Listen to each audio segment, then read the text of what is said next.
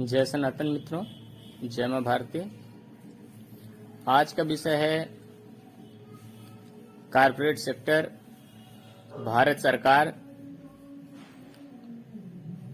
पूंजीवाद, उच्च वर्ग, मध्यम वर्ग और निम्न वर्ग,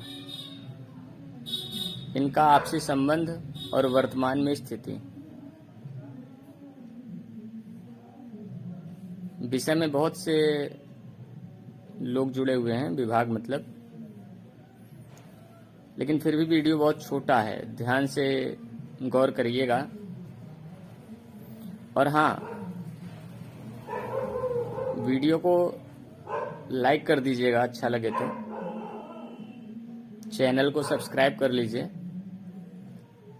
ताकि आपको उचित तथ्य, उचित तर्कों के साथ में आपको प्राप्त होते रहें। चिंतन और विचार करना हमारा दायित्व है। हम भारतीय नागरिक हैं। देश की रक्षा, सुरक्षा, अस्मिता की रक्षा और भारतीय नागरिकों की रक्षा और उनकी पालन करने की व्यवस्था, आजीविका की व्यवस्था, इन सब व्यवस्थाओं पर, बिंदुओं पर हमें हर समय विचार और चिंतन करते रहना है। परिस्थितियों का उचित ज्ञान और समझ, चर्चा आपको मिलती रहे, इसके लिए आप चैनल सब्सक्राइब करके बेल आइकन पर ऑल बटन पुश कर दीजिएगा। मित्रों को शेयर कर दीजिएगा अच्छा लगे तो। देखिए, आज से 30-35 वर्षों पहले, आज 22 दिसंबर 2021 है, आज से 35 वर्षों पहले पूंजीवाद भारत के अस्तित्व में आया कुछ लोगों के द्वारा, ब्रिटिशर्स से प्रभावित होकर के अमेरिकन पैटर्न पर, और धीरे धीरे करके पूंजीवाद ने अपनी जड़ें मजबूत की भारत में, भारतीय लोगों को ही पूंजीपति बना करके। ऐसी युक्तियां और नुस्खे सरकारों के द्वारा प्रयोग किए गए, प्रदेशों की और केंद्र की सरकारों के द्वारा, कि पूंजीवाद का जो टेस्ट है वो कुछ पूंजीपतियों को लग जाए और कुछ को लेकर के वो आगे बढ़े। और इसकी नींव देश की स्वतंत्रता के समय ब्रिटेन ने पहले ही डाल दिया था, लोगों की समझ में नहीं था। राजनीतिक दलों के रूप में, उनके पार्टी फंड्स के रूप में, पार्टी फंड्स के लिए पूंजीवाद को खड़ा किया गया ताकि अमेरिका के पैटर्न पर भारत भी पहुंच जाए और यहां पर उच्च वर्ग रह जाए, मध्यम वर्ग धीरे धीरे करके साफ हो जाए और निम्न वर्ग रह जाए। मध्यम वर्ग को साफ करने का जो कार्यक्रम है 2014 के पहले की सरकारों ने, चाहे वो अटल बिहारी आए रहे हों, चाहे मनमोहन सिंह जी आए रहे हों या कोई भी आया रहा हो, उन सब ने मध्यम वर्ग को साफ करने का जो पैटर्न था उसको नहीं अपनाया। ऐसे कानूनों को नहीं लागू किया ब्रिटिशर्स के जिसके द्वारा मध्यम वर्ग साफ हो जाए। 2014 के बाद ऐसे कानूनों की बाढ़ आ गई जिससे कि मध्यम वर्ग साफ हो जाए। और मध्यम वर्ग को साफ करने का सबसे बड़ा फायदा क्या है? जो निम्न वर्ग है उसको गुलामी से मध्यम वर्ग ही बचाता है। मध्यम वर्ग घर बनवाने में, घर की व्यवस्थाओं के संचालन में, अपना रोजगार चलाने में अनेक प्रकार से निम्न वर्ग को रोजगार देता रहता है। मध्यम वर्ग के पास बहुत अधिक पूंजी तो नहीं होती, लेकिन अपना काम चलाने भर की पूंजी उसके पास होती है और उस पूंजी के बदौलत वो अपना परिवार, अपना व्यवसाय ही नहीं पालता, बहुत सारे निम्न वर्ग और गरीब वर्ग के लोगों के परिवार को पालता है। तो यही कारण है कि जो मध्यम वर्ग है, उसको साफ करने की नीति जो ब्रिटेन ने पहले नहीं लागू नहीं कर पाई ब्रिटेन की सरकारें, राजसत्ता वहां की, वो 2014 के बाद जारी हो गई व्यवस्था। और मध्यम वर्ग अगर साफ हो गया ना, तो जाति, धर्म, राजनीतिक पार्टियों के नाम पर बंटने वालों, मध्यम वर्गीय लोग और निम्न वर्गीय लोग, ध्यान रखना, अगर मध्यम वर्ग साफ हो गया तो तुम सब के पास गुलामी करने के अलावा कोई रास्ता नहीं बचेगा। गुलामी ही करनी पड़ेगी उच्च वर्ग की। वो जितना पेमेंट देंगे, जितनी देर काम कराएंगे, उतने पेमेंट में उतनी देर आपको काम करना होगा। चाइना में देख लीजिए मजदूरों की क्या हालत है, ठीक है ना। अमेरिका कहते हो, वहां के मूल निवासी रेड इंडियंस की आर्थिक स्थिति और परिस्थितियों को देख लो, क्या स्थिति है। वहां पर जनता का शोषण करने के लिए हर 50-60 सालों में बैंकें दिवालियां होती हैं। बहुत जल्दी वही कल्चर इंडिया में भी आने वाला है, परेशान ना होइए। हमारी समझ से इतने शब्दों में ही आपको सब कुछ समझ में आ गया होगा। इस पूरे देश में फसाद की सारी जड़ें यही राजनीतिक पार्टियां हैं। जो राजनीतिक पार्टियां ब्रिटिश कानूनों के आधार पर ब्रिटिश द्वारा नियंत्रित हैं, इसलिए पार्टी फंड को रोकने के लिए और राजनीतिक दलों के षड्यंत्र को रोकने के लिए जो चोर मौसेरे भाई हैं, उनसे देश को बचाने के लिए, देशवासियों को बचाने के लिए, पूंजीवाद से बचने के लिए, गुलामी से बचने के लिए, मध्यम वर्ग को बचाने के लिए, मध्यम वर्ग को साफ ना होने देने के लिए एकजुट होइए। निर्दलीय उम्मीदवारों को चुनिए, निर्दलीय मुख्यमंत्री बनाए जाएं और निर्दलीय प्रधानमंत्री बनाए जाए। सनातन सेना इस मुहिम में काम कर रही है। मुझे ज्योतिष आध्यात्म का अच्छा ज्ञान है, ऊपर वाले की कृपा से। पूरी दुनिया से किया धरी का कर्तव्य, जितना गुण कर्तव्य था, सब खत्म कर दिया है।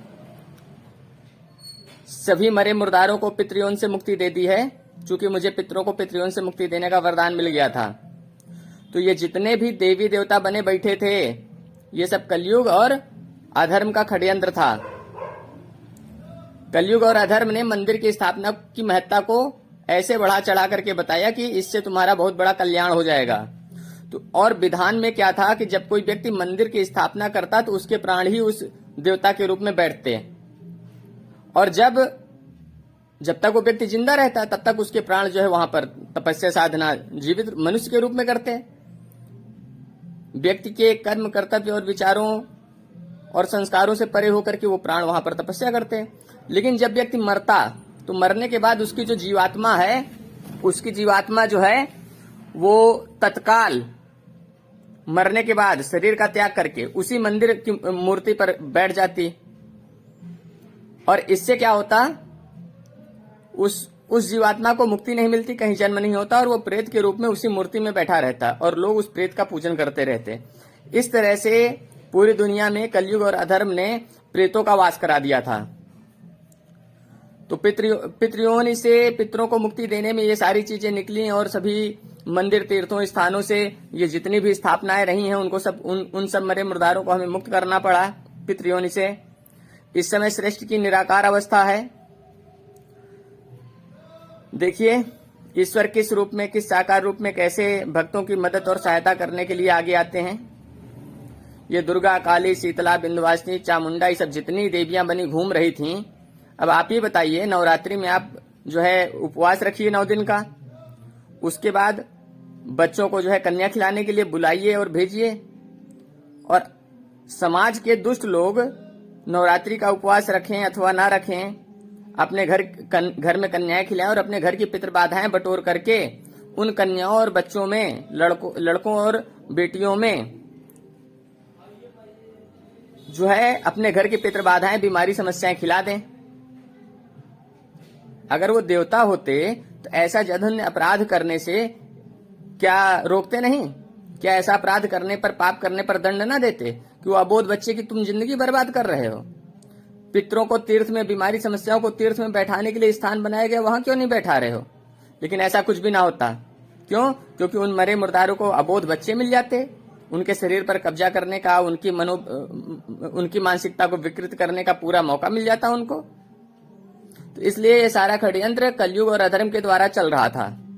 कलयुग और अधर्म को मुक्ति दी जा चुकी है, सतयुग की व्याप्ति की जा चुकी है। अब सतयुगी गुणों के आधार पर मनुष्य का जीवन सहज होगा। सतयुगी गुणों को धारण करिए। भगवत गीता का अध्याय 12 भक्ति योग का है, उसका चिंतन करिए। अध्याय 6 है मन पर नियंत्रण करने के लिए, मन के विषय में बताया गया है। और जब तक आपका मन स्थिर नहीं हो जाता है तब तक आप मन को नियंत्रित नहीं कर सकते हो। ये मेरा खुद का निजी अनुभव है। तो कुल मिलाकर के भगवत गीता का अध्याय 6 और अध्याय 12, इन दोनों का आप चिंतन करिए। इसी से आपका कल्याण है। भगवत गीता पूरी ही जो है पूरे जीवन को सुधार सकने के लिए, इहलौकिक और पारलौकिक व्यवस्थाओं की समझ देने के लिए पर्याप्त है। लेकिन शुरुआत इन 2 अभ्यासों से ही करिए, अध्याय 12 का अभ्यास और अध्याय 6 का अभ्यास। इसी से आपको आगे का सही मार्ग मिलेगा। बहरहाल मनुष्य को अगर बचना है, संभालना है तो पूंजीवाद को खत्म करिए, राजनीतिक दलों के, ब्रिटिशर्स के षड्यंत्र को खत्म करिए, निर्दलीय विधायक चुनिए, निर्दलीय सांसद चुनिए और निर्दलीय मुख्यमंत्री बनाइए, निर्दलीय प्रधानमंत्री बनाइए, ताकि ये सब सबके हित के लिए काम कर सकें, सबके हित में काम करें, पार्टी फंड के लिए काम ना करें, अपने कुछ चमचों या अपने कुछ अंधभक्तों के लिए काम ना करें, सबके लिए ये काम करें। इसलिए सनातन सेना अपना मुहिम चला रही है और उसमें आपको पूरा योगदान देगी।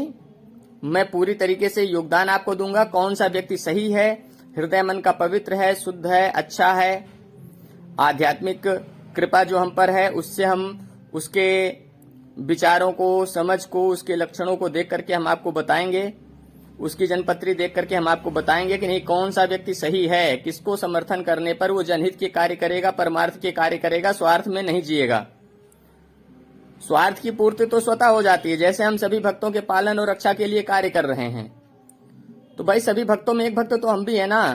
तो जब सभी भक्तों के पालन और रक्षा की व्यवस्था हो जाएगी, भगवान करेंगे, तो हमारी भी तो करेंगे ना। परमार्थ में स्वार्थ नहीं देखा जाता, परमार्थ में स्वार्थ अपने आप पूरा हो जाता है। आप परमार्थ करिए और उसका आनंद लीजिए, अनुभव लीजिए कि परमार्थ से कितना लाभ मिलता है, परमार्थ से ही पुण्य होता है। कम शब्दों में ही अपनी वाणी को हम विराम देते हैं। मध्यम वर्ग को बचाइए, पूंजीवाद और राजनीतिक पार्टियों के षड्यंत्र को खत्म कीजिए, तभी निम्न वर्ग भी सुरक्षित है, अन्यथा सब गुलामी की ओर अग्रसर हो रहे हो। सनातन सेना सबके साथ है, सबके सहयोग के लिए कार्य कर रही है, मैं सबके सहयोग के लिए कार्य कर रहा हूं। इसी के साथ मैं अपनी वाणी को विराम देता हूं। जय सनातन, जय मां भारती, जय जवान जय किसान।